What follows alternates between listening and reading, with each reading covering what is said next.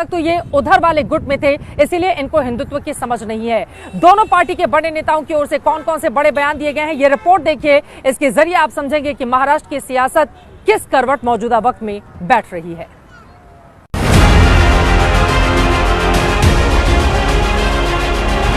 कटेंगे तो कटेंगे, कटेंगे तो कटेंगे, कटेंगे तो कटेंगे, एक रहेंगे तो नेक रहेंगे, बटेंगे तो।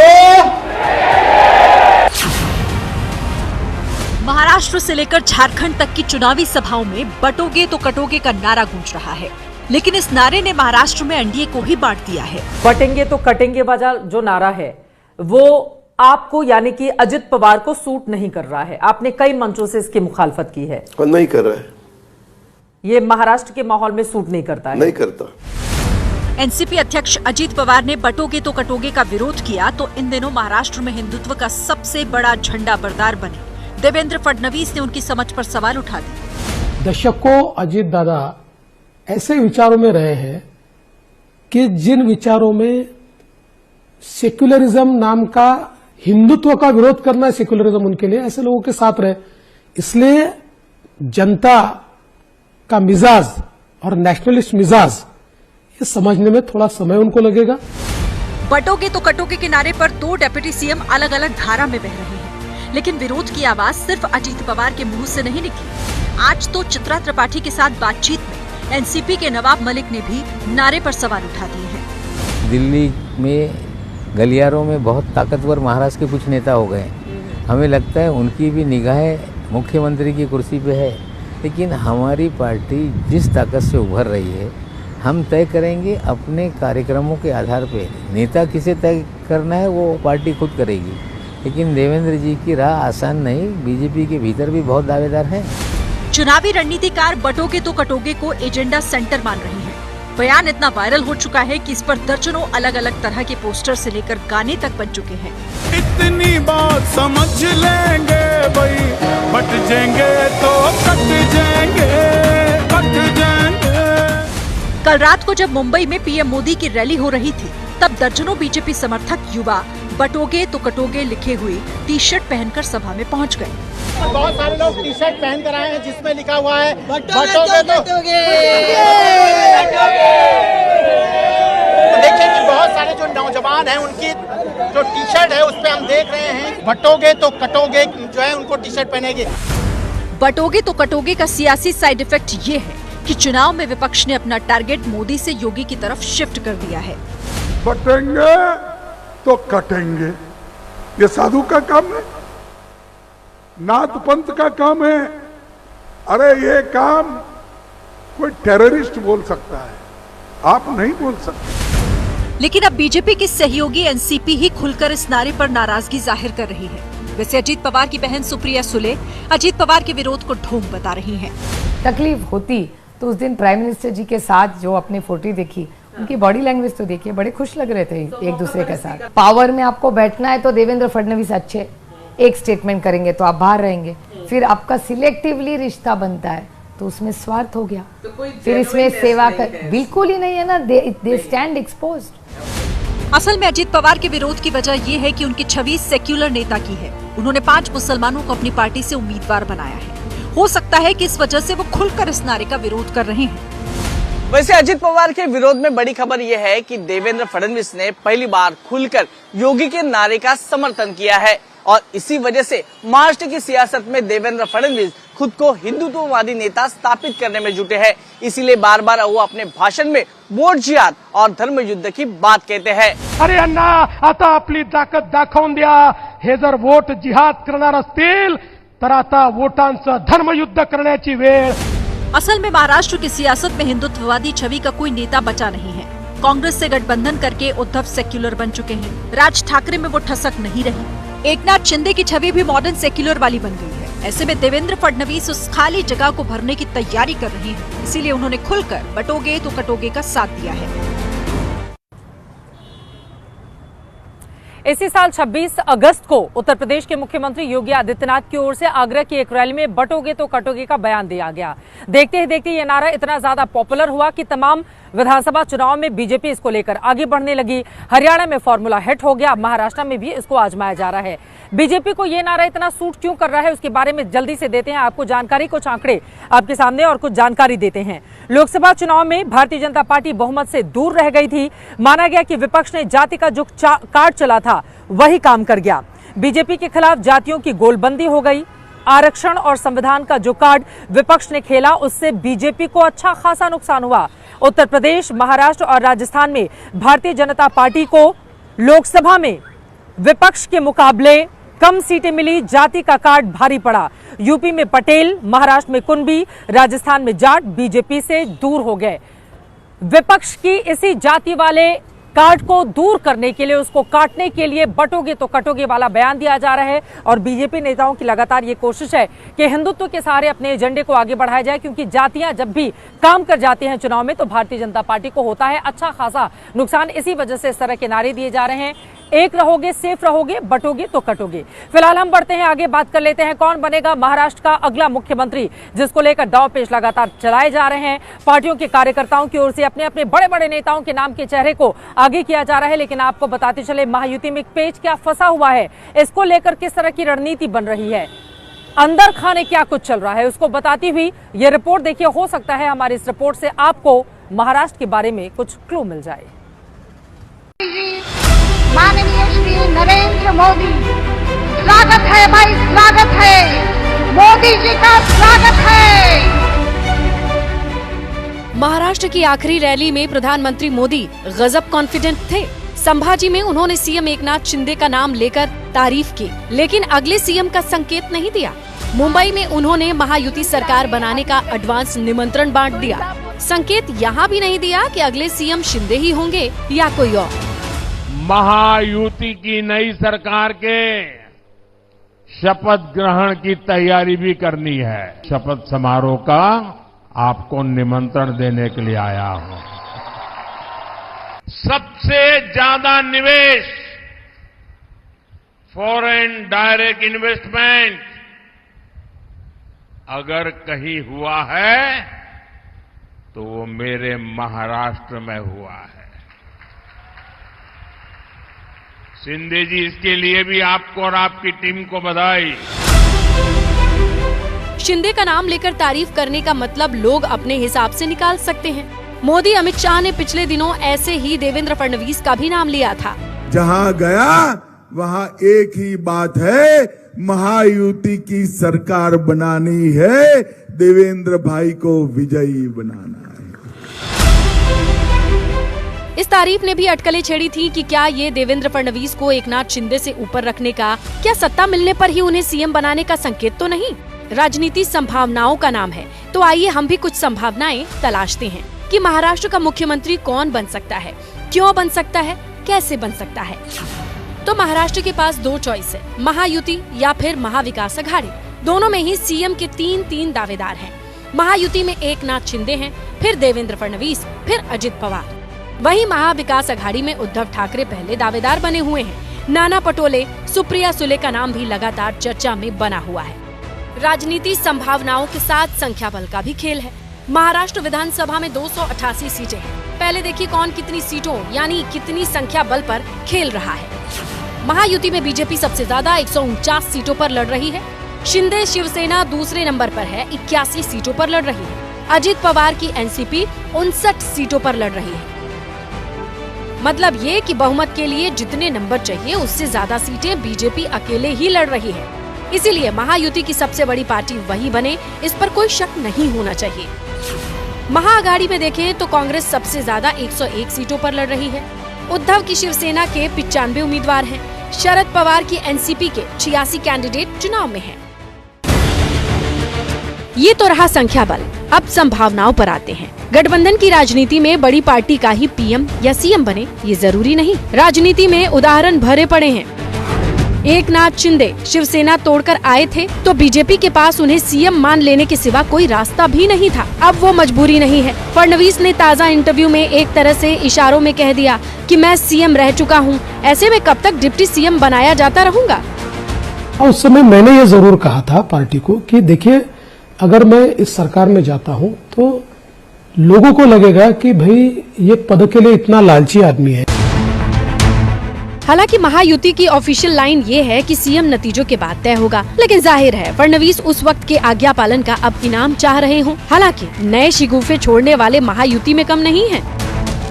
हम तय करेंगे अपने कार्यक्रमों के आधार पे। नेता किसे तय करना है वो पार्टी खुद करेगी, लेकिन देवेंद्र जी की राह आसान नहीं। बीजेपी के भीतर भी बहुत दावेदार हैं।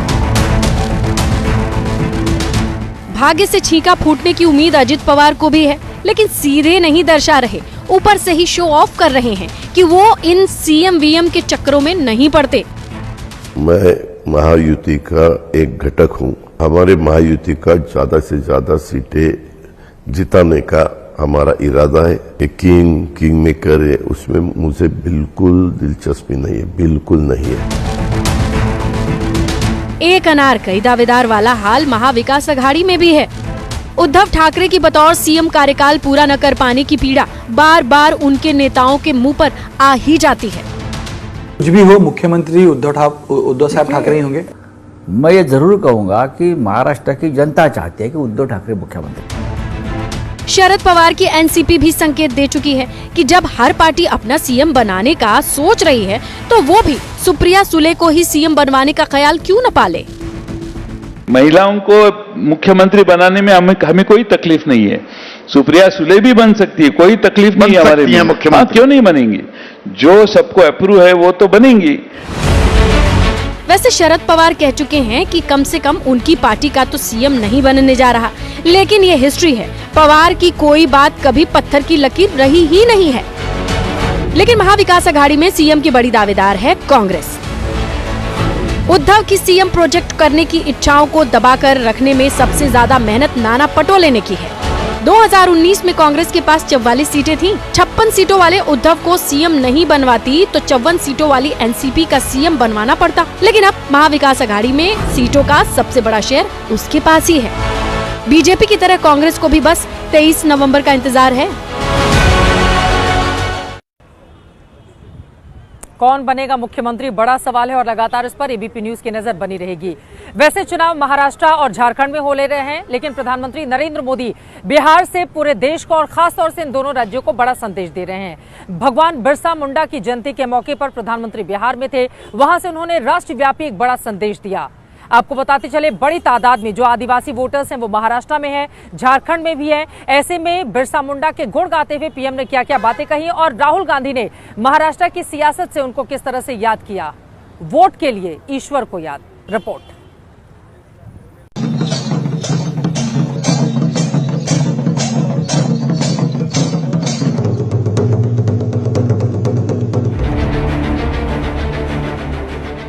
चुनाव झारखंड और महाराष्ट्र में हो रहा है, लेकिन पीएम मोदी आज इन दोनों राज्यों से दूर बिहार के दौरे पर थे। जमुई में उन्होंने भगवान बिरसा मुंडा की 150वीं जयंती के मौके पर आयोजित कार्यक्रम में हिस्सा लिया। इस मौके पर पीएम ने 150 रुपए का सिक्का जारी किया, जिस पर बिरसा मुंडा की तस्वीर है। बिरसा मुंडा के नाम पर 5 रुपए का एक डाक टिकट भी जारी किया गया। कार्यक्रम जमुई में हुआ, लेकिन पीएम मोदी ने जनजातीय गौरव दिवस के मंच से संदेश देश भर को दिया। और संदेश मायने इसीलिए रखता है क्योंकि महाराष्ट्र और झारखंड में आदिवासी वोटर बड़ी संख्या में हैं, जहां चुनाव होने वाले हैं। झारखंड में 26% तो महाराष्ट्र में 9% आदिवासी आबादी है। 40 मिनट का पूरा भाषण पीएम का आदिवासियों के नाम रहा। जमुई के मन से कहा कि आदिवासियों ने राजकुमार राम को भगवान राम बनाया। आदिवासी समाज वो है जिसने राजकुमार राम को भगवान राम बनाया। बिरसा मुंडा आदिवासी समाज के थे और समाज उन्हें भगवान मानता है।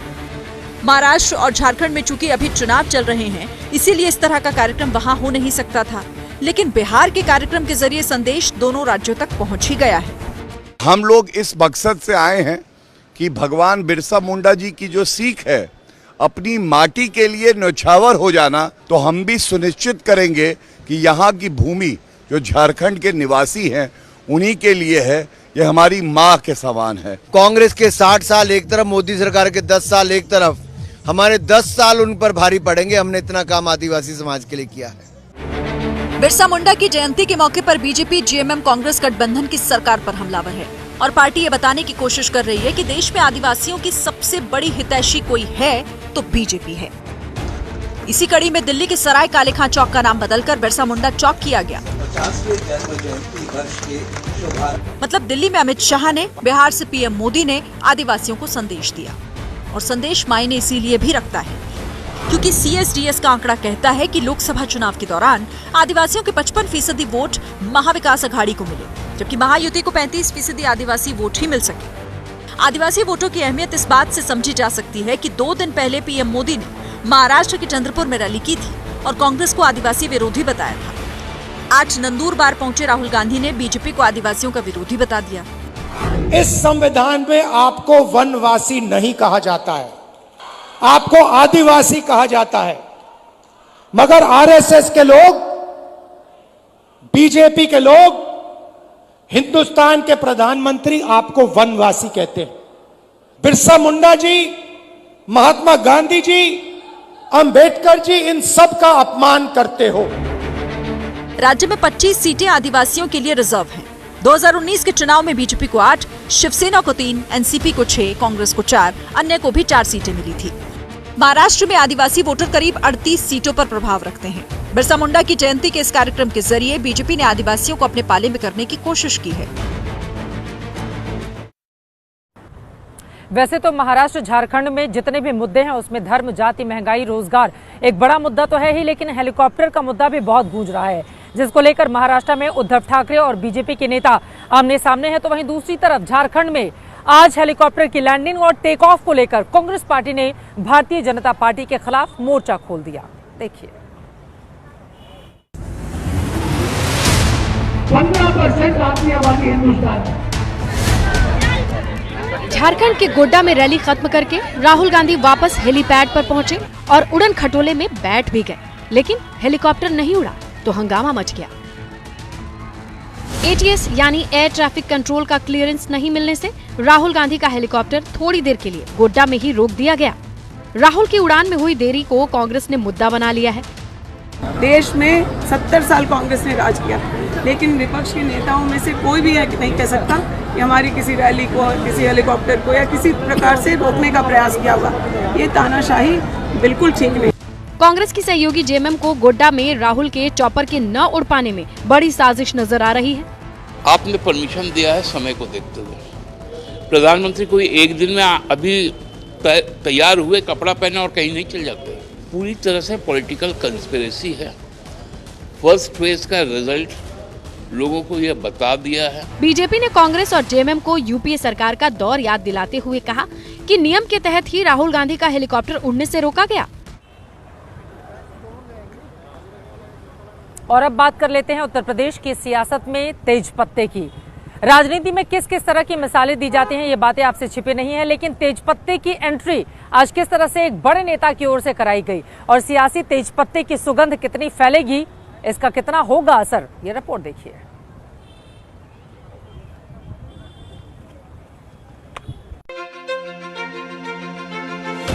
तेज पत्ता, अंग्रेजी में बोले तो बे लीफ। कुछ लोग इसे लॉरेल तो कुछ लोग लॉरस नोबिलिस कहते हैं। बोटानिकल नाम है सिनामोमम तमाला।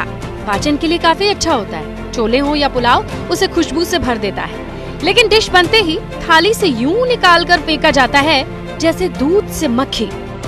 मुरादाबाद में यूपी के डिप्टी सीएम ब्रजेश पाठक ने कहा, मुसलमान वोटर समाजवादी पार्टी और कांग्रेस के लिए चुनावी बिरयानी में बस एक तेज पत्ता की तरह है। ये डाला और वो फेंका।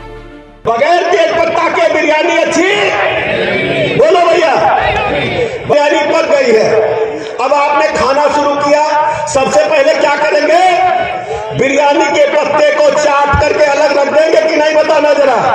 काली मिर्च, दालचीनी, बड़ी इलायची, सबका जो स्वाद तो आपने लिया, लेकिन तेज पत्ते को चाट के प्लेट के बाहर रख दिया। आपका हाल यही है, बड़े मियां में कहने के लिए आया।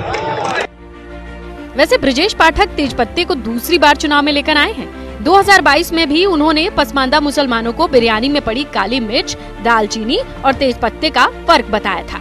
अब बिरयानी पक गई तो क्या होगा? काली मिर्च हम खा जाएंगे, इलायची हम खा जाएंगे, दालचीनी भी हम चूस लेंगे और जो मसाले सब खा लेंगे। तेज पत्ते को क्या करेंगे? फेंक देंगे और ऐसी जगह फेंकेंगे कि बिल्कुल कूड़े में चला जाए, दिखाई भी न दे। तो वही हाल इन राजनीतिक दलों ने आपका किया है। बिरयानी और तेजपत्ते की सियासत को इन 9 सीटों के उपचुनाव से समझे, जहां 20 तारीख को वोट डाले जाने वाले हैं। यूपी की जिन 9 सीटों पर उपचुनाव है, उनमें से 3 सीटों पर मुस्लिम वोटर 40% से ज्यादा हैं। मुरादाबाद की कुंदर की सीट पर तो 60% से ज्यादा हैं। 2022 में ये तीनों सीटें समाजवादी पार्टी ने जीती थीं। इसके अलावा बाकी की 6 सीटों पर भी मुस्लिमों के वोट 7 से 13% के बीच हैं। राजस्थान के टोंक में जिस तरीके से उपद्रव मचा हुआ है और अशांति फैली हुई है, पूर्व मुख्यमंत्री होने के नाते और जिम्मेदार राजनेता होने के नाते किस तरीके से देखते हैं पूरी घटना को और क्या अपील करना? मैंने कल कह दिया था कि ये दुर्भाग्यपूर्ण घटना है, निंदा करनी चाहिए और सरकार का इकबाल खत्म हुआ है, क्योंकि सरकार के एक अधिकारी के ऊपर वार हुआ है, पूरे रिएक्शन अधिकारियों के अंदर। कल चुनाव पड़ा और जो मुख्यमंत्री मिलने गए थे कोई 200 अधिकारी आरएस एसोसिएशन वाले, उनसे मिले ही निकल वो। तो ये जो मैं समझता हूँ कि घटना बड़ी घटना है और बड़ी घटना का सवाल नहीं है। इतना किसी का साहस होना कि आप थप्पड़ लगा दो इस अधिकारी को जो चुनाव की ड्यूटी पर हो, तो ये एक बार खत्म ही हुआ है। इतना साहस क्यों हुआ किसी का? इसका मतलब माहौल राजस्थान में ऐसा है कि जगह जगह कहीं रेप हो रहे हैं, कहीं घटनाएं हो रही है, कहीं लॉ एंड ऑर्डर स्थिति खराब होने की स्थिति बन जाती है। तो ये स्थिति क्यों बनी? कल उसके बाद में रास्ते रोके गए, 2 मीडिया वालों को पीट दिया गया, कल रात को उसको भर्ती कराया गया SMS के अंदर, MRI CT स्कैन तक उसको हो गए हैं। तो पत्रकारों पर हमला होना, पुलिस गाड़ियां जला देना, ये क्या कहता है चुनाव के अंदर?